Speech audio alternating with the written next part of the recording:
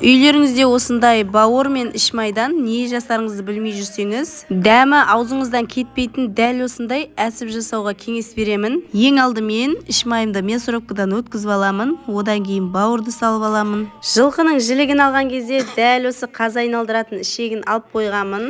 Бұйырған уақыты бүгін шығар, енді пайдаға асырайын деп жатырмын. Енді шала піскен күрішті бірден салып жіберемін. Әрине суыт қосыңыздар, мен асығыс болғаннан кейін дәл осылай салып араластырып тастадым. Дәміне қарай 3-4 тал чеснок, тұз, қара бұрыш барлығын салып, тағы да жақсылап араластырамыз. Шамалы 100 граммдай су қосып жіберсеңіздер, ішектеріңізге салған кезде оңай салынатын болады.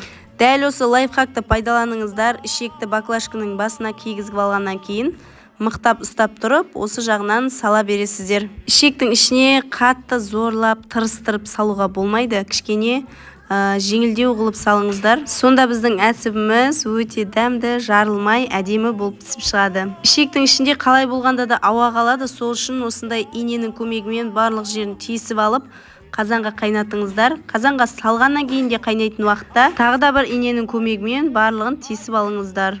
Енді суымызға салып 1,5-2 сағаттай баяу отта қайнатып пісіріп алыңыздар. Қонақ дастарханыма қоятын болғаннан кейін дәл осылай суытып кесіп жатырмын. Өте дәмді болып шықты. Қонағыңыздың алдына да ұялмай қоя алатын дәл осы әсіпті сіздер де жасап көріңіздер. Еңбегімді бағалап, лайк басып, пікір қалдыруды ұмытпаңыздар.